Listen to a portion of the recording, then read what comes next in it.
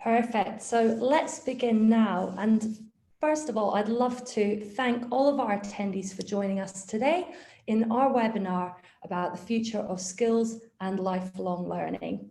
So today, first of all, I'd love to welcome and acknowledge, in the spirit of reconciliation, Go On's acknowledgement of the traditional custodians of country throughout Australia and their connections to land, sea, and community.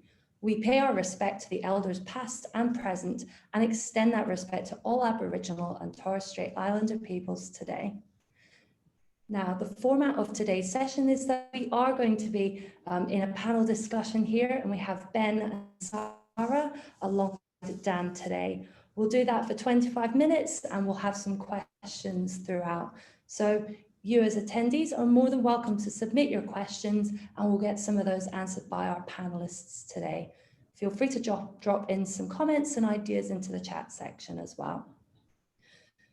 So today we're here because from corporate to L&D all the way to K-12 through to university, technology is changing how, when, and where and what we learn. The decisions we make now through to the boardroom will define the skills tomorrow. So in this session, we're essentially asking two big questions. What skills does Australia need now and into the future, and how do we get them? So to help us answer some of those big questions, we have a great panel with us today. I'll just ask each of you guys to introduce yourselves, the work that you do, as well as sharing something you've learned recently in your own lifelong learning journey. Do I start? Yeah, why not? Okay, so I'm Sara Caplan. I'm a partner at PwC. I lead a lot of the work that we do on skills, vocational education, employment, and education more broadly. I've been working in this sector for about 30 years now, both in the UK and here in Australia. I'm also the CEO of PwC Skills for Australia, which is one of the skills service organisations in Australia. Our role is to work across 9 different industries that we're responsible for supporting, and work with the employers to think about how their business is changing, what that means for skills, and then we in my team make sure that the vocational qualifications in Australia match those skills needs so that we're training people in the right things to be able to get jobs and stay in jobs. It's an area I'm very passionate about. Some of you on the line, I'm sure, have come across me before. And I spent all of my time basically trying to make sure that our nation is equipped with the right skills in order for us to thrive and grow, both as a nation and as individuals. Something new that I've learned recently during COVID is I've started growing my own herbs and vegetables because I moved up to Queensland and now have a very fertile garden that I can do that in, which has been brilliant. That's about it. Ben? Thanks, Sara. Thanks everybody for joining. My name is Neal. I'm also a partner at PwC, and my focus on this particular topic is a little bit different to Sara's. I work with organisations to understand their workforces and build their workforces as an enterprise asset. So I'm really focused on capability as it pertains to the nexus between the role of the individual in their lifelong learning and the organisation's responsibility in planning, designing and building workforces that are capable to deliver what it is they need to deliver. So I think, you know, you've got a good blend of somebody that understands skills at a macro level, and then also somebody that deals with works with organisations and in organisations to help them develop their workforces. What's a skill that I've learned lately? My son is studying, or he's in year 9, but he's doing coding at school. So I'm trying to learn how to do Python, which, you know, I always thought I was pretty good in year 9, but what I've worked out is that what I studied in year 9 is very different to what they're doing in year 9 today. And it's probably an indication of where things are moving. So thank you very much for having me. Thanks, Sara. Yeah, my name's Dan Fish. I'm Director of Education here at Go On. Been with the business since inception and worn a number of hats.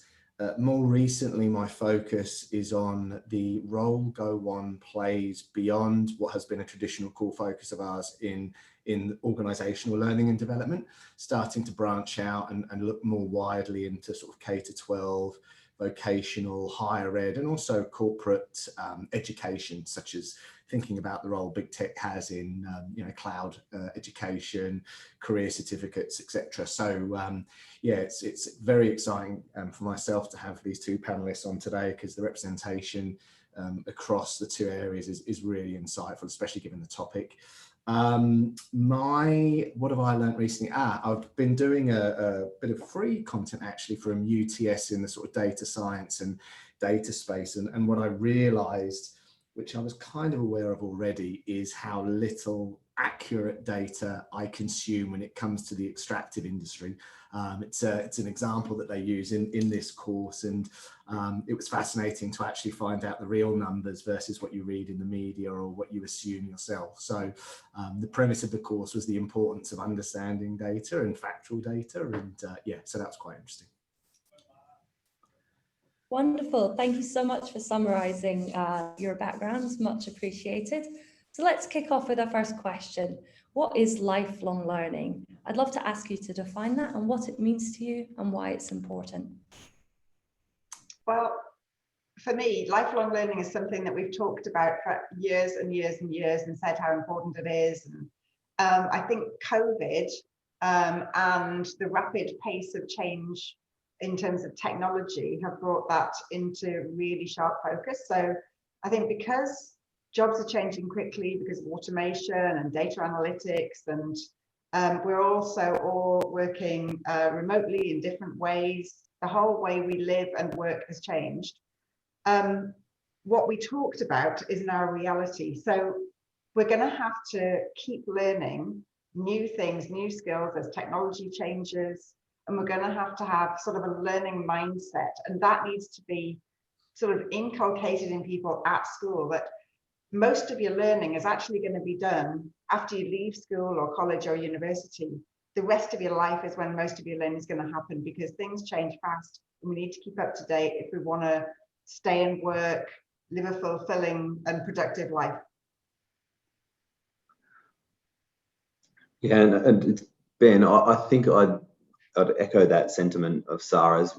For me, if you think about the primary and secondary and tertiary education sector in particular, it's about a foundation level of education. And I think it's not a linear progression from when I went through university in the mid 1990s to now. It's an accelerating progression whereby that's still foundational. And I would encourage my children to go to university, absolutely, but that's not where learning ends anymore, or education ends.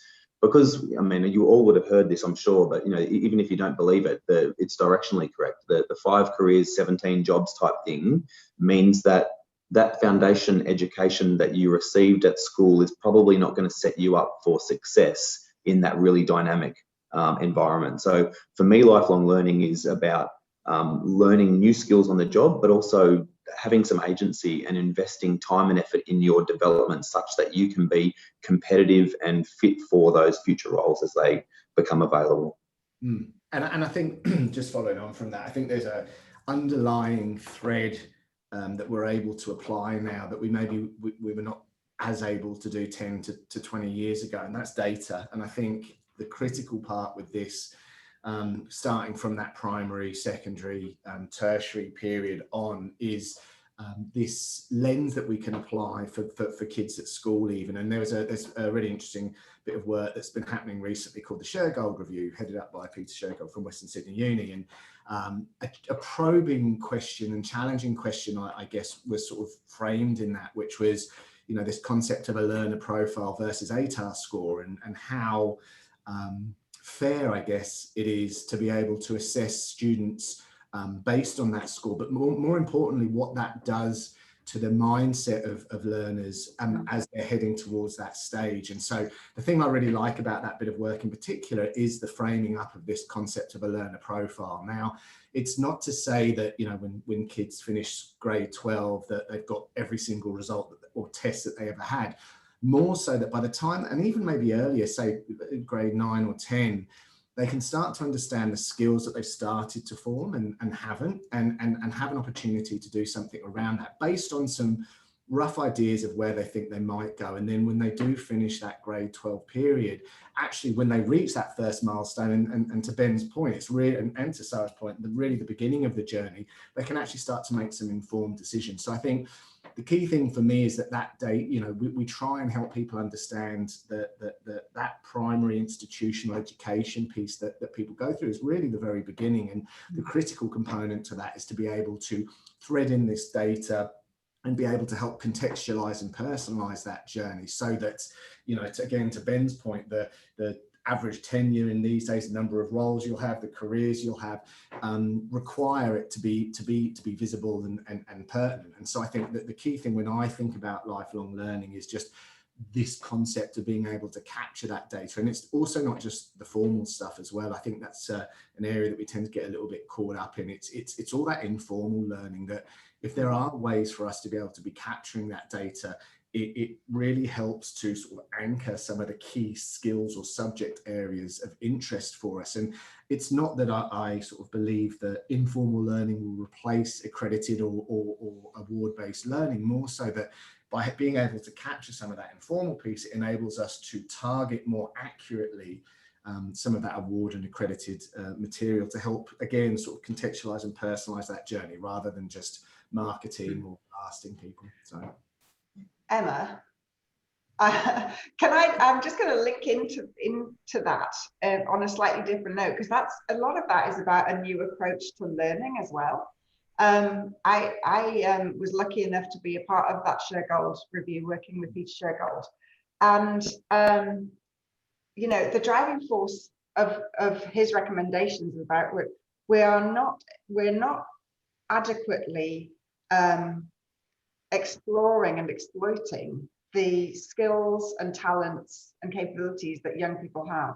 We're channeling them down a route of doing ATAR and learning stuff for a test, basically. And there's a whole load of other stuff that they're really good at, passionate about, and we're not recording it. And it's those things actually that are becoming more and more important. It's those foundational skills. It's communication, it's innovation, it's creativity, critical thinking, digital skills, working in teams on projects.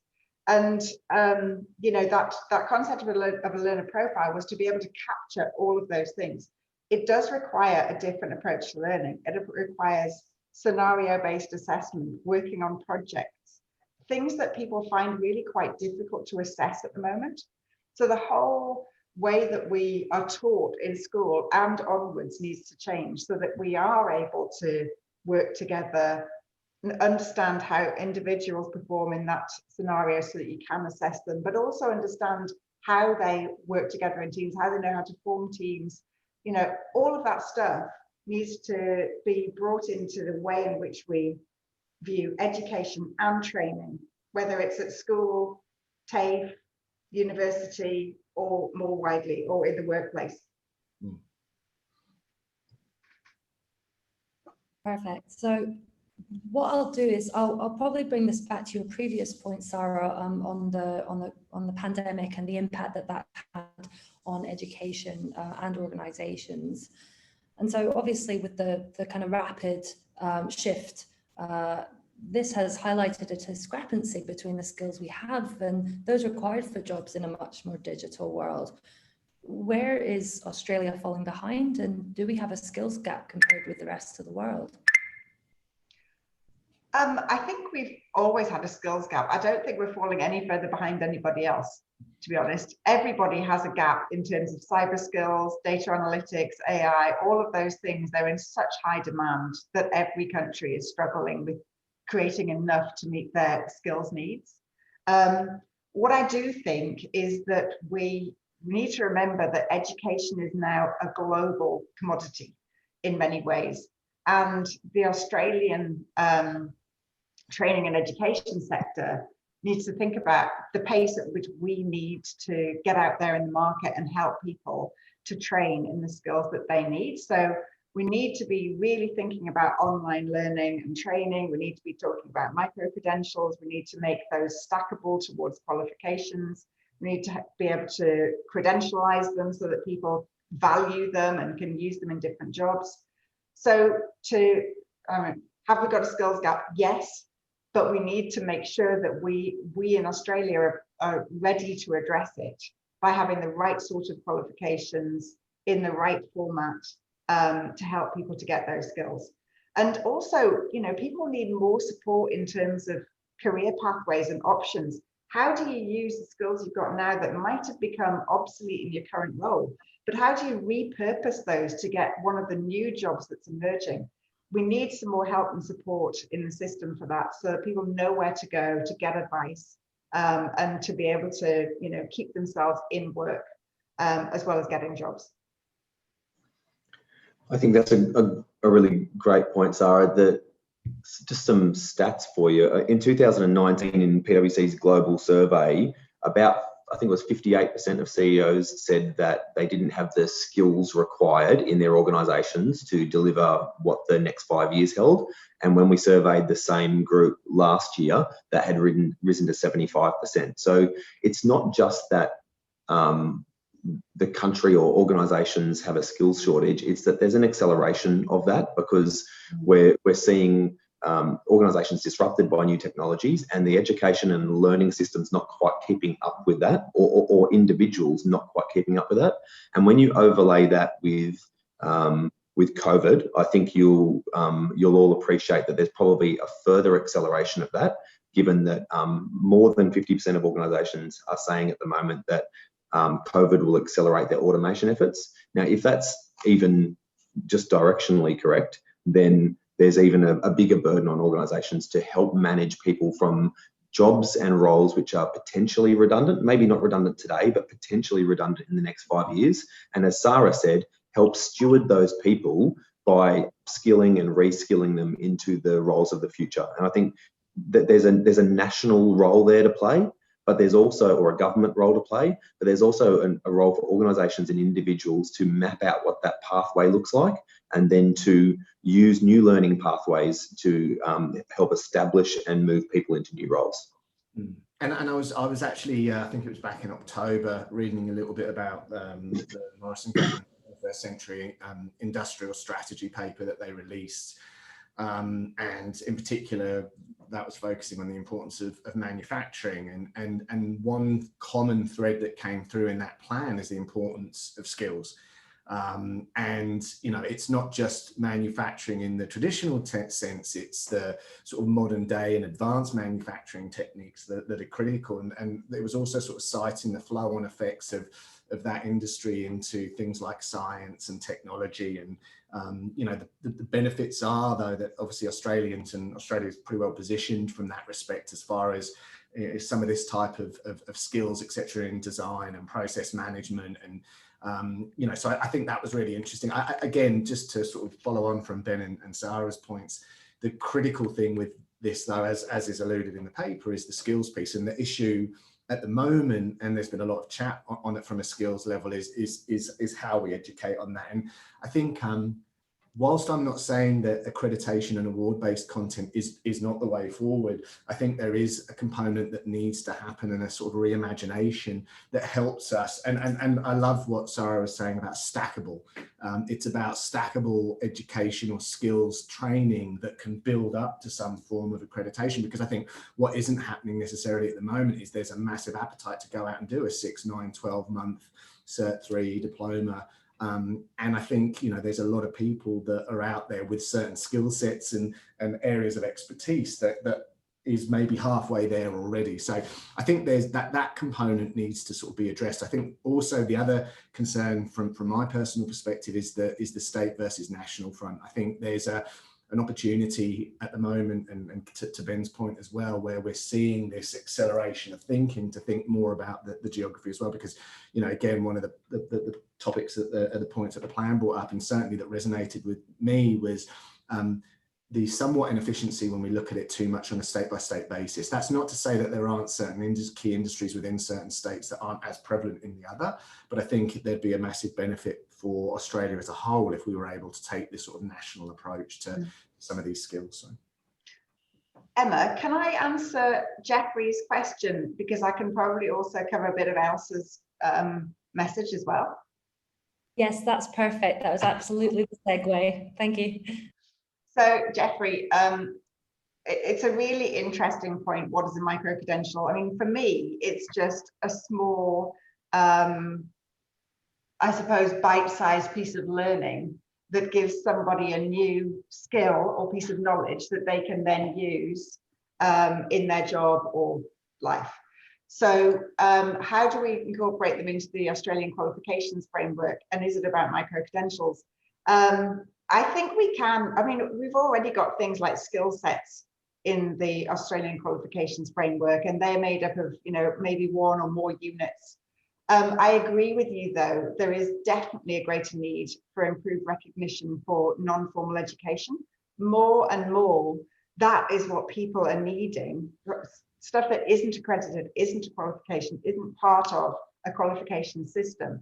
And the new skills organisations are piloting different sorts of approaches to qualification or learning that isn't necessarily a formal accredited piece of learning. So I think there's going to be a lot of work going on looking at that in the future.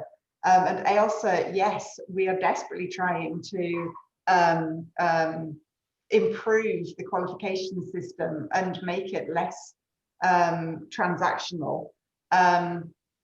I feel myself that compliance has taken over from quality, and we need to get that balance back.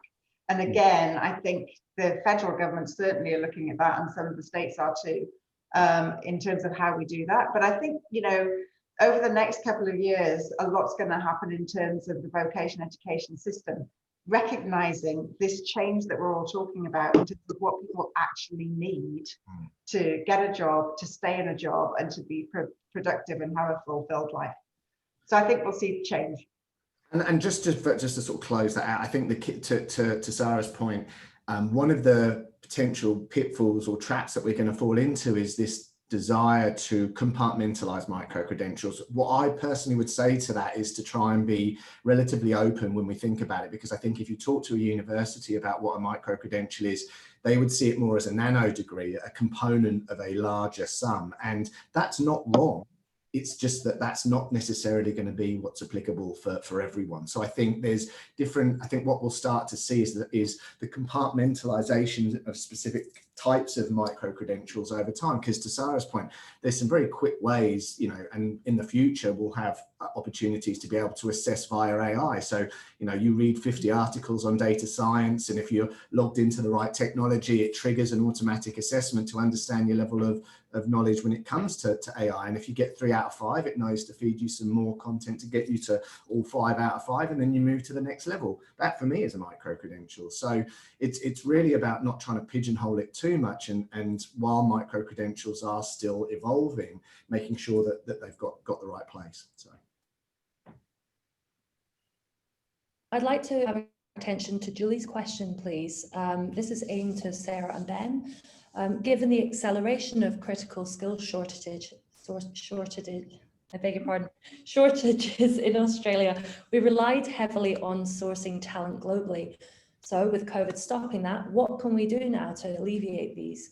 And what can high schools and unis do to fill those gaps? Unemployment rates are up, critical skills shortages are up. How can we reskill? Well, I think there's two aspects to that. First of all, how do we alleviate the shortages? There are two organisations, I suppose, trying to help with that. One is the National Skills Commission, who are really looking at the supply and demand of skills in Australia and what's growing, what's declining, where we have under and oversupply of skills. And one of the issues is that there are opportunities in areas that people don't actually want the jobs.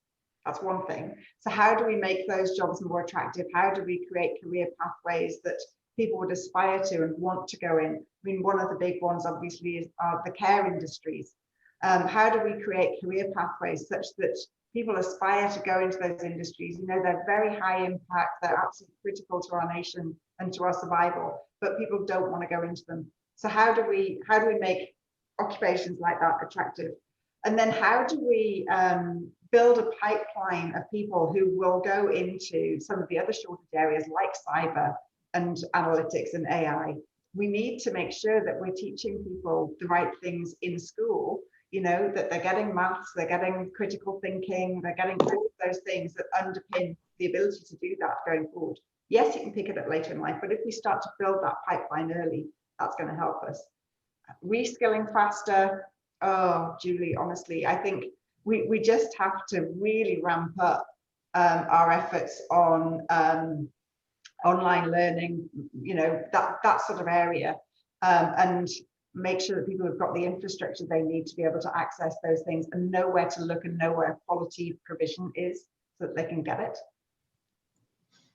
The only thing I'd add to that, Julie, is that organisations play a role here. When you can buy talent and you don't have any competency lag, then organisations will do that if they can afford to, because they can spend the money and have somebody there on Monday who can do the thing.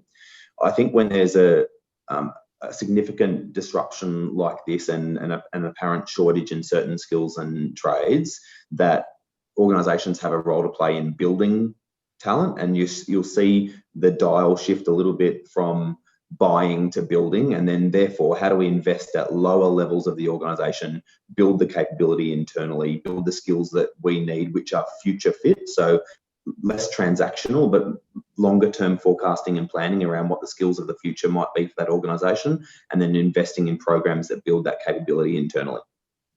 And I think there are sort of other bodies, you know, industry reference committees, etc., that there's a big role to play. So I think, again, with technology, and, you know, there's some great organisations out there like Fathom that are doing some great work in AI to be able to understand the impact, more so on the future of work piece around things like automation, etc. But I think for me, these industry reference committees are able to start sort of taking some more foresight, to be able to start mapping some of this out. And I think to sort of what Sara was alluding to, there's no necessarily silver bullet, because skilling is still skilling and there's still a process to go through. I do believe that we are starting to see this become more effective and efficient. And again, when we referenced the learner profile earlier, as we're able to start building up this sort of digital identity for us from a learning perspective, I think the idea of being able to drop right content, right time in relevant flow is going to be far more effective. So I think there's a couple of things there, but I'd like to see some input as well from those industry reference committees that can start to help map that out. So, and one quick thing just to build on that, Dan, I think, and Ben, you probably see this too, a lot of what I'm seeing is that organizations know that they need to change the skills mix in their organization, that people are going to need to learn different things to be able to do their job. But finding the right way to actually achieve that is quite difficult and complex. You know, do you go online? Do you go to a university? Do you go to a tape? How do you do it? And how do you make sure you're getting the right things that your business is going to need? And that's one of the things that Ben and I spend a long time on, you know, working with organizations, trying to help them look into the future. What is their business strategy? Where are they going to go? What are they going to need? And then helping them to actually find a curated solution to that, so that they're not wasting their time on learning that isn't relevant, that they're actually getting the right skills for the right people in the right jobs. That is critical to doing this well and doing it fast, I think.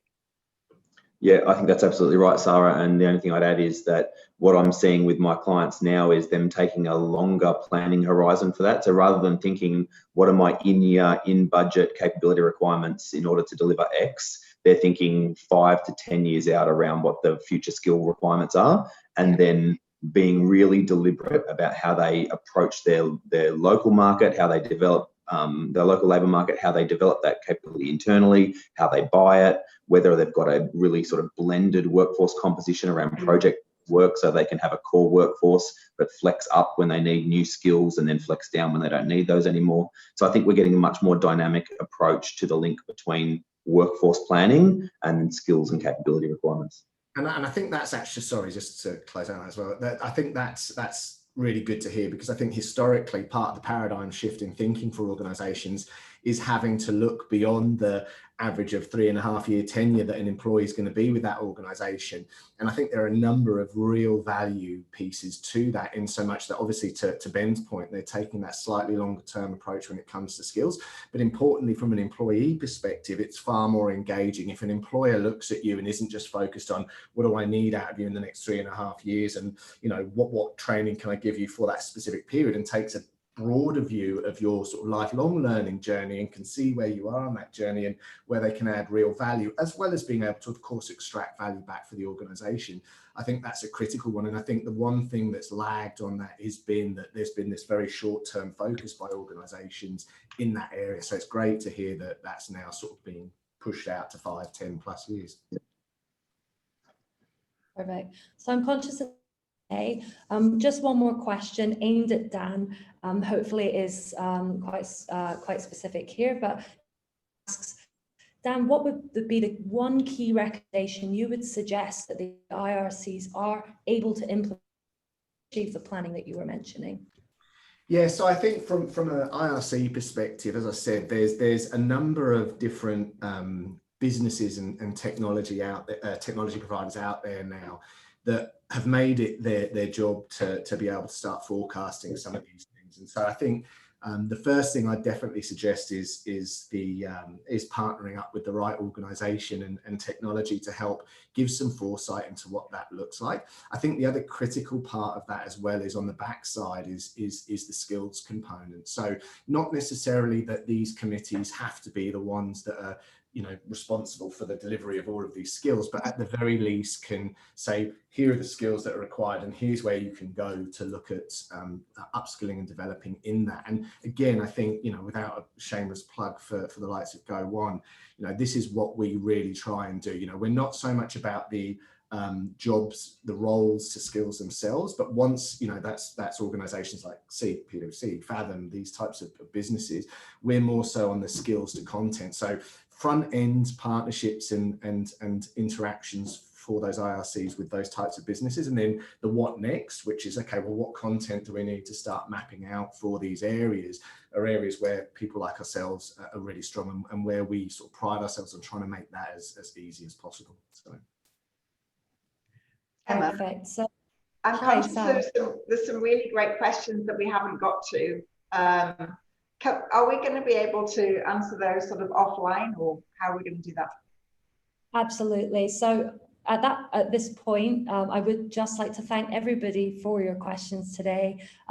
Sara's absolutely right. Unfortunately, we're out of time, so we will give you some answers to your questions over email, and we'll work with Sara and Ben and Dan to answer some of those. So thank you to our attendees for attending today. You'll find the recording of this webinar on our website in due course at go1.com. And thanks to our panelists, Dan, Sara and Ben, for your insight into the future skills and lifelong learning. Thank you very much, everyone. thanks, guys. Thank you. Bye. Bye.